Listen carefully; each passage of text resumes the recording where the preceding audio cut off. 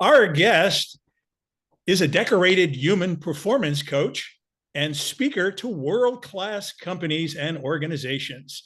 He is the best-selling author of Live It, which received rave reviews from none other than Deepak Chopra, Brian Tracy, and other self-improvement titans. The practical tools he shares in Live It can help anyone add deep meaning and purpose to their life while achieving massive success, my favorite topic. His philosophy is learn it, live it, give it. Learn what it takes to be successful. Live it fully in your own life, then give it to others to help them do the same. Wow. Now that is powerful. And we are going to dive right into this life-changing mantra. Welcome to the Motivation Show, Jairek Robbins. Hey, thank you for having me. It's great to be here. Well, Jerick, I am excited and I'm pumped up because we are going to be talking about, I think, both of our favorite topics, which is how to make a difference in other people's lives and how to help them move things forward. And I want to start out with a fascinating story that you talk about in your book, where you say you had malaria that you got in a Ugandan village of all places, and you were told that you only had 5 days to live. Tell us a little bit about that experience. Sure. So I was teaching organic farming locally in the villages to help revive the land that had been poisoned by some corporations that sold them illegal pesticides and killed off all their plantations and farming. And while I was there, I happened to catch malaria. I grew up in Southern California, where we heal everything through, vegetable juice and meditation.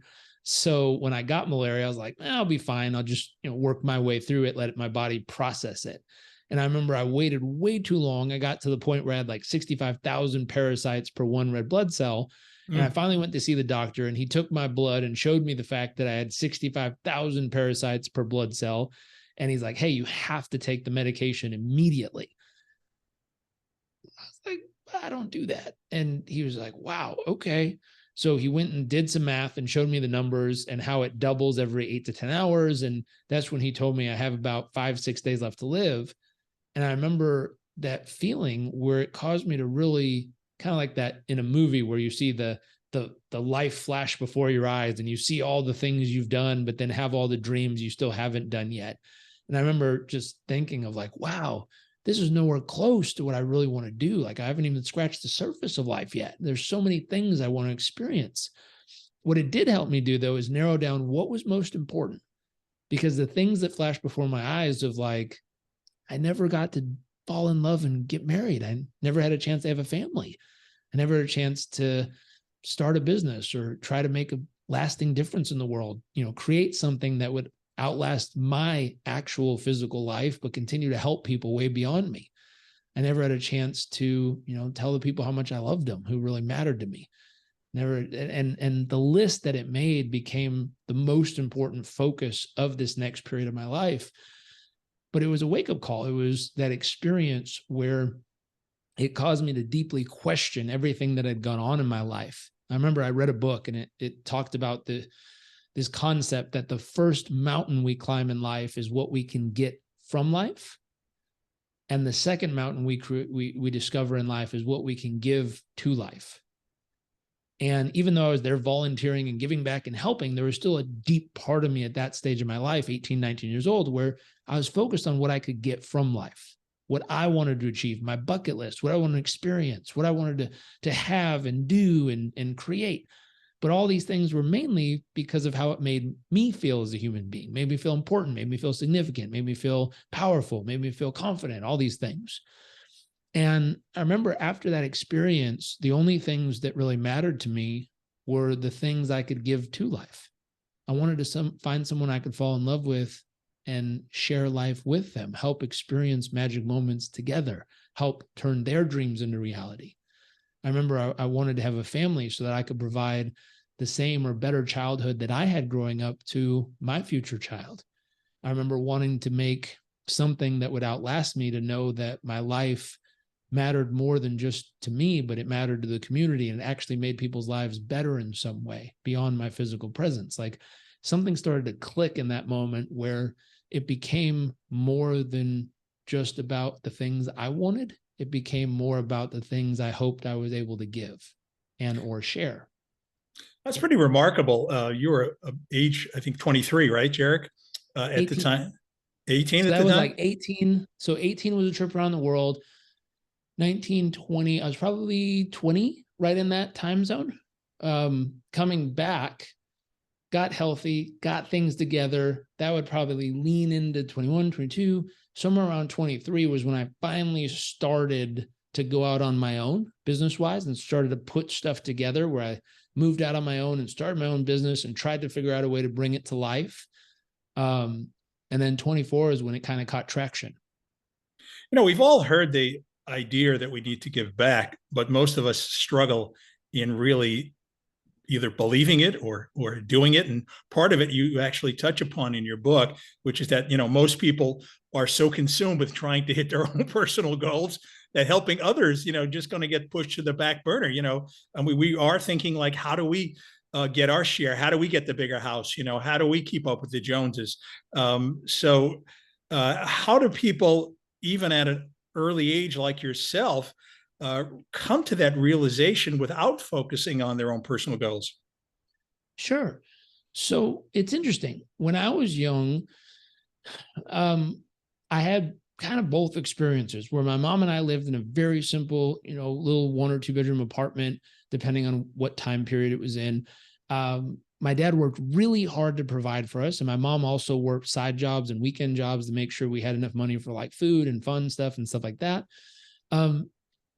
But through that process, I got to see then how my dad was working so hard to create this wildly abundant life, like helicopters and limos and a castle he lived in and all this stuff.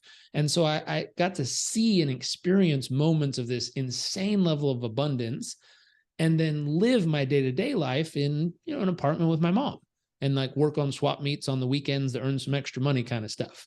And so by going back and forth between these, what was really interesting is having kind of a holistic experience of seeing like, wow, this is what's possible. And this is normal. This is what normal feels like to me. And the dance and or the lessons that came from both sides started to create a blueprint. You know, I could call it a success strategy or a success blueprint, but things where I started to pay attention to what are the things that are really working and what are the things that aren't working. And so I started to pay attention to the people closest to me. And that's what most of us do growing up, where we look at the humans directly in front of us or around us. So our mom, our dad, our friends, our family, our community, the people right next to us is what we tend to pay attention to the most. Nowadays with social media, we look at the world, but back then we just looked closely at our peer groups and surroundings. And I started to watch and look for what the difference of the things that were working versus things that weren't. My mom was continuously struggling with her health. And I was like, I'm not going to repeat the same thing she's doing because that's not working. But my mom was wildly abundant in how much she cared about people. And she never had a lot, but she always found a way to help other people. And so I remember watching, and just to give you perspective, like she was the person who'd have 3 maxed out credit cards, but earn enough money to pay down $500 on one credit card and say, oh, I've got $500 to spend. And I was like, Mom, no, you don't. You're wildly in debt on all the cards. Like you don't have an extra $500. Like you're still down thousands and thousands of dollars in credit card debt. But it's not how she saw it. She saw it and said, okay, I have $500. And I remember we would drive down the street and she'd see a homeless person and then figure out how to get some money off the card onto some type of like food gift card and give it to the homeless person. Wow. And I'd watch her. I'm like, she had nothing, but would always find a way to help other people. And I was like, that is awesome. Like someone who cares regardless of the situation they're in. Moving forward, I remember growing up around my grandma, where my grandma raised 5 kids, including my mom. And then, you know, after raising kids, went to work, and she was a secretary at a chamber of commerce because that's kind of what women did back then. But then as the women's movement evolved and women can now do anything, she got into sales. And then she became the #1 sales reps in dozens of companies she worked for. Like every company, she was the #1 person. She was on the cover of Newsweek magazine, got the key to the city of Los Angeles, was Businesswoman of the Year. Like she really, really crushed it in all these different categories. And with her, I remember figuring out like what works, what's the magic there? And she grew up at a time in Los Angeles where there was definitely, you know, a white and brown or colored divide. There was just that existed. My great grandpa, he had a tailor shop, he had a coffee shop, he had these little businesses, and he earned, you know, some money and saved it up. I remember she told me a story where he bought a rental property on the white part of town, and they told him he couldn't, and he was a rebel, he disregarded, and the day after he bought it, they burned it to the ground. I was like, oh geez. And then she told me a story where she went to the only swimming pool in town as a kid, and they let the colored kid swim first, and then afterwards they drained the pool and then bleached the pool before they let the white kid swim. And I was like, oh wow. And so she didn't grow up in an environment that was abundant and everyone working together like we have today. She grew up in a place where it was a little rough. And I remember asking her, I'm like, what's your philosophy? Because you've done so much, even though it started out in kind of a rough place. And I'll never forget, she said, my philosophy is take the cards you're dealt and play them to win the game. We like that. I was like, I love that. Yeah. She took what life handed her and said, hey, I don't know if there's good, bad, right, wrong, or indifferent. It doesn't matter. I'm going to figure out how to win with what I have. And she did multiple times, over and over again.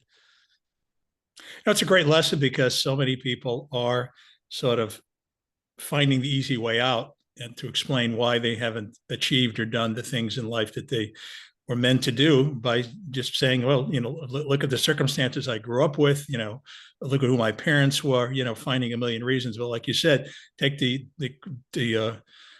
deck that you've been dealt with and work with it right there. You know, you can do anything with anywhere that you are. You can build from so many examples in history of people who have been down and out in their luck, and they just achieve such great things.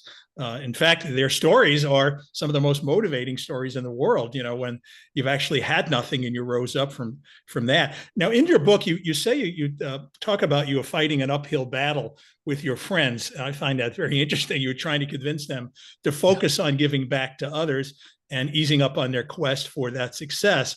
And you kind of gave up on it. You were struggling to get that done. You trying to find a different way. Why can't we have both? Why shouldn't we do both?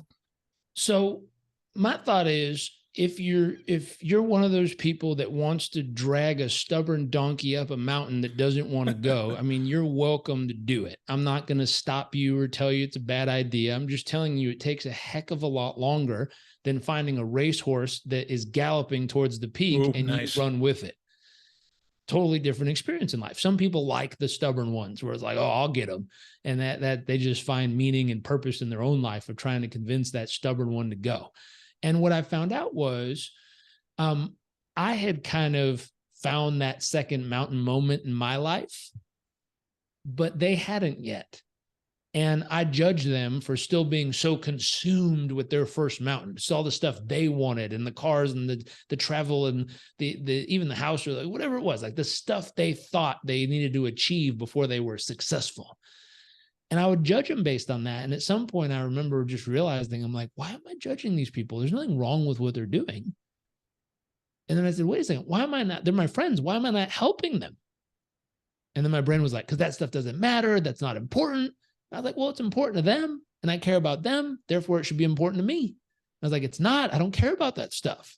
I was like, I know, but they do. And life isn't just about me. So if they care about it, I had an epiphany. I said, what if I help them get those things faster? What if my mission became helping them scale the first mountain as fast as humanly possible? And then stepping back when they're there and seeing if a little window of opportunity opens where they might look for something more. I built a whole business around this. How can I accelerate people's experience of getting what they want, hoping that once they get what they want, they'll feel abundant, they'll look around and want to either A, find something with more purpose and meaning in it, or B, just help others conquer that same mountain over and over again. And it's worked.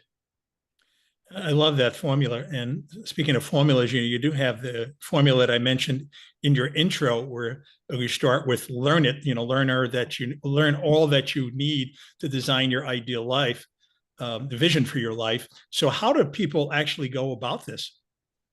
Sure. So there's three parts of that. It's learn it, live it, give it. And when it comes down to your vision, there's new material. That the book was written years ago, but there's new material since then I've thought up. And this concept of having a vision might come down to, what are you most curious about? What are you most interested in? What are you fascinated with? I'll give you a phrase. What would you want to have a personal PhD level of understanding in your life? And with this concept, I took a trip, and it was a student trip where I got paired up with a roommate. And when you meet a roommate and you're in university, it's usually like, hey, my name is Jairek. I study psychology. Like, what's your major? That kind of stuff. And I remember I met this guy. My roommate's name was Bradley. And he was so proud. He's like, hey, my name's Bradley. My major is love. I was like, you're majoring in love? One, I didn't know that was an option. Two, how is that an option? Like, my brain exploded because I'd never heard that before. Like, I heard psychology and economics and business and marketing and all this stuff, but I never heard love. And I was like, it sounds cool. And he's like, well, I go to Cal State Berkeley. And I was like, that explains a lot. And I said, and how do you major in love? And he says, well, it's not technically a love major. What it is a choose your own major.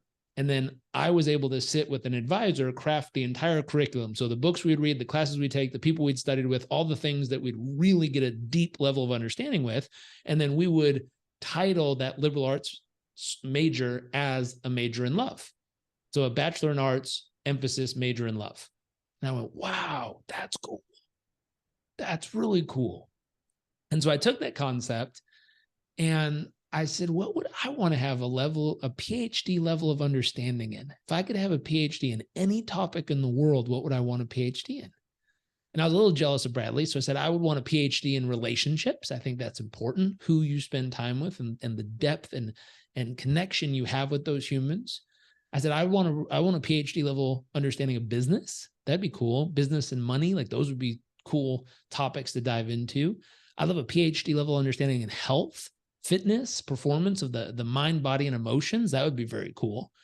And so I looked at that, and I've spent the last, 9 years studying business and really perfecting it. I mean, we learned all the tools, and we applied them to our own business.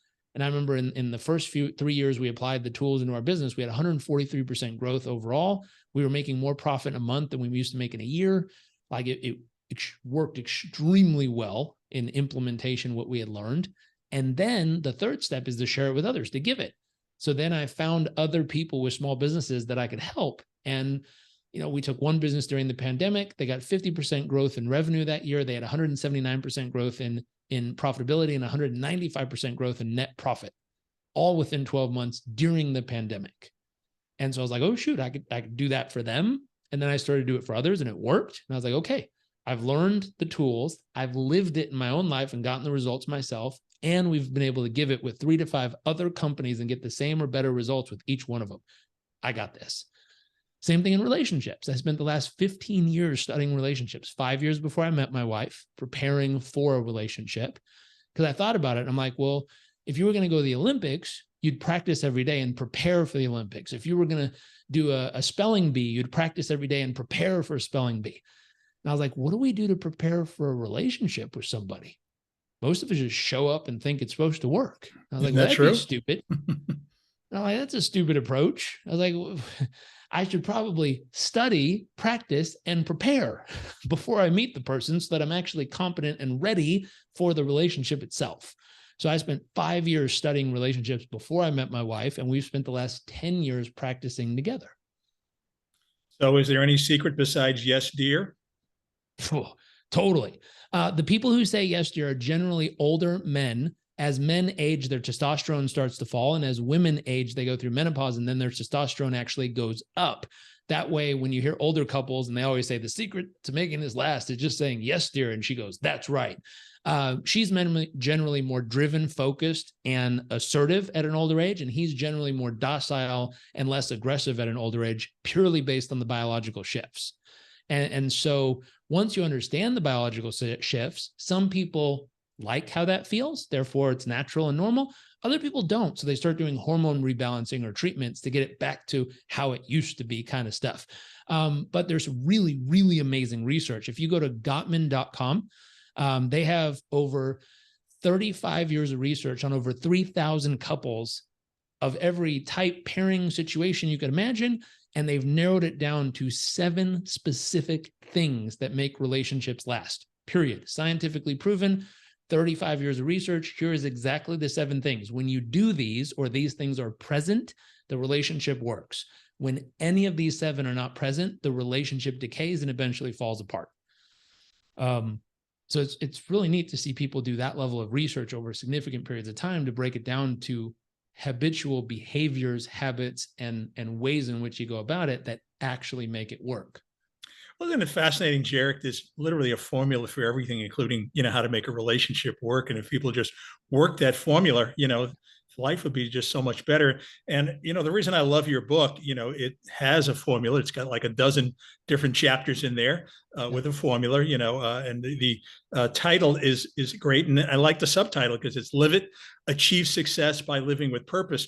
And you start off, you're talking about designing your ideal vision for your life. Then you do a little bit of a pivot because you say it's too big of a bite to chew and it's overwhelming when you look at your entire life. That's going to stop people in their tracks right there. So tell us about that first chapter. You start with designing your ideal day. So you kind of break it down into just 24 hours. Totally. So the concept there is, for most people, especially if you're in a transition in life, if I were to say, tell me what 10 years from now looks like in every part of your life, how's your health? How's your relationship? How's your business? How's your finances? How's your family? Most people are like, whoa, I don't know, dude. I'm just trying to figure out what I want to do tomorrow. Like, I'm trying to figure out what I want to eat for lunch. I don't know what 10 years looks like. So I've had that experience and discussion with people or clients I'm working with. And I went, ooh, that's too much. How do I get this to a thing where they're like, ooh, that's interesting. I'm excited to figure that out. And trying to make the next 10 years become true is a long time for most people. I mean, most people, 7 seconds, if the screen didn't load fast enough, they already shut the website and moved on. 10 years, are you kidding me? That's so long for most people. So I said, well, what if you just focused on a day? Just one day. If you had one perfect day, that's the only one you ever get in your whole life, but you had one perfect day, what would it be like? And we help people dream this up and imagine it. And I've helped people who are just getting started, and students. We worked with a group of students in Houston that Oprah had funded this school. We had them all create their ideal days. And then I've worked with, executives at Goldman Sachs who wanted to transition out of banking and get into their own private business. And I helped them design their ideal day. So it works for everybody. Military people, special operators in the Air Force, like all these people. I said, what is your perfect day? Just one day. And so we dream up this day, and then we say, okay, what could we do moving forward so that each day we can move one step closer to that day being reality? That's it. Just 1 ounce of progress each day, just 15 feet in the right direction. And what happens is, for me, it took 18 months from the day I wrote the vision to the day I actually lived it moment by moment the entire day. And that was my literal life. From that page to reality took me 18 months.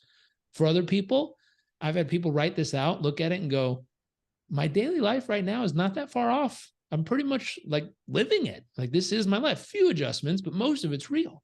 I've had other people tell me, I mean, that's my dream, man, but I'm nowhere close to that. Like, how in the world am I going to do even one day of this? And so everyone starts in a different position, but the goal is, can I just move 15 feet closer each day? I love that. Handle it in small chunks. Anybody can plan that 124-hour. Planning a whole life can drive you crazy. So I love how that works. There are some people, Jerick, that, and I'm sure they've come to you, they've come to me, they said, Eli, I was so pumped up last week. I heard your lecture, I heard your podcast. I was ready to light the world on fire. And, I'm just like back to my old tricks again today. How do you speak to someone like that who gets pumped up, stops, gets pumped up again, stops, and doesn't have that so-called immersion into, like your father talks about all the time, immersion? Sure. So people who have that pattern have to realize it's just a habit. They have a habit of quitting. They have a habit of falling off track. They have a habit of not following through. That's okay. You just need a new habit. There's tons of books. James Clear wrote a great book, Atomic Habits. It literally tells you the exact formula of how to create a new habit and then how to build the new habit into your life. And all of a sudden you're wildly consistent. Like none of that's hard nowadays. It's funny when people tell excuses of like, oh, I have the ADHD something, whatever, and I can't do that. And I'm like, no, you have a habit of telling everyone that story. Like you told me every time you saw me, that's a habit. So you have plenty of habits. You just got to pick slightly different habits. One of my favorite things is he discusses, you never stop a habit. You only replace a habit. So it's not about stopping it or getting yourself to never do it again. It's like, no, you're going to do something like it. We just have to get you to do something a little better than what the old habit was. So again, it's just about micro progress. It doesn't have to be life-changing overnight. It just has to be, hey, I used to eat the worst thing. Now I eat something a little healthier, now a little healthier, now a little healthier. And eventually you're eating stuff super healthy and it never touched the old stuff. But it was about just choosing a healthier option each time, little by little. Jerick, tell me your thoughts about the person who's sort of okay in their life. They got a decent job, they're getting a pension, they're going along well, but they're not quite passionate as you are about what you're doing for a living. Obviously, there's a level of fear, and there's probably a level of what am I getting myself into? Am I going to be working 7 days a week? How am I going to figure this all out? What are your thoughts? Sure. If that works for them, do it. Yeah, well, what if it doesn't work for them? What if they're just don't know how to make the change? What if they're just stuck in that thinking? Maybe they're just playing it safe. They don't know how to take that risk, or they see it as too much of a risk. Yeah. So I look at this in two ways. My friend Gary says, if you're making 40 grand a year, but you are happy as can be, and you wake up at some weird hour, go to work, you're pretty happy, but you like your work. You don't love it. It's pretty good. You come home, you play video games with your kids, and you really love your life. You're doing way better than someone making 500 grand a year who wakes up, grinds all day, forces them to do stuff they absolutely hate just to make more money. And so he's a big fan of like, hey, choose the life version that makes you really, really happy and alive and makes you feel joyful and joyous every day. Like if you find that version of your life, regardless of what it is, do it. It's worth it. And if people are hesitant towards doing it, there's lots of ways to do it. Every person's going to use a different strategy. My dad has a strategy where he's like, cut the boats and burn the boats and take the island, like go all in, make it a must. I'm like, that shit's crazy. No, thanks. The way I did it was work 3 jobs. I was like, hey, I know what I want to do. I know my reality. So I'm going to work 3 jobs to cover the bills. And then in my spare time, when I'm not working the 3 jobs, I'm going to start a business of my own. And I'm going to keep working on my business until my business makes enough money to take away 1 job. And I have 2 jobs in a business, and then make enough money to I could take away the 2nd job, and then make enough money to I can take away the 3rd job. Now I'm making just as much money in my own business as I used to make in 3 jobs. But now I just have to focus on my main business and keep going. And so I didn't burn the boats and take the island kind of stuff. I just worked 3 jobs and kept building my little business until it one by one took over the money I needed, and then kept going. So in closing, Jerick, and we can talk all day long, but I know you got to go. There's something that's in your back book cover jacket, and it says, every person you meet is either a warning or an example. Tell us what you mean by that. Sure. So at that stage of my life, when I wrote it, I was wildly judgmental on people. And since then, I've learned every person you meet is both a warning and an example. And what I've learned is if you hang out with someone long enough, people say never meet your heroes because you'll find out maybe they're not as great as you thought. Here's the truth, though. Yep. If you hang out with them long enough, you will find in some part of their life where they are a huge warning of what not to do. If you hang out with them long enough, you'll find it. And no matter how rough someone's life is or how much you judge them, if you hang out with anyone long enough, you'll probably find at least one thing they do that would be a beautiful example of what to do in life. And so I believe everyone you meet is both a warning and an example. Based on your goals, based on your dreams, based on what you're wanting to accomplish, you have to then use that filter and say, hey, if that's where I'm trying to go, is this person teaching me what to do? Or is this person showing me examples of what not to do? And if we're able to pay attention to the world around us, we'll quickly pick up examples of what to do and clearly pick up examples of what not to do. And if we can learn from each person we cross paths with, we'll create a path towards where we ultimately want to go. Beautifully said. So, Jerick, I'd like to learn more about places that you're speaking, things that you're doing. And I'm sure others would like to, and some other people here might want to have you as a coach. Tell us about how they can find you. Sure. So I'm currently the president and chief strategy officer of Success Enterprises. So success.com, Success Magazine, you can go there and find me. We have success speakers bureaus. We have success adventures coming up later this year. We do once in a lifetime bucket list activities with entrepreneurs and business owners traveling around the world with like-minded people. We have success coaching if you're looking for a coach. Also, if you want to just reach out to me personally, you can go to 𝐷erickRobbins.com, which is my main site. Our guest today has been Jerick Robbins, and I encourage everybody to go out there and buy the book, Live It, because I'm going to read it a second time, because one nugget of those 12, and if you can pick up all 12, you're really ahead of the game. Thanks for being our guest today, Jerick. Thank you for having me.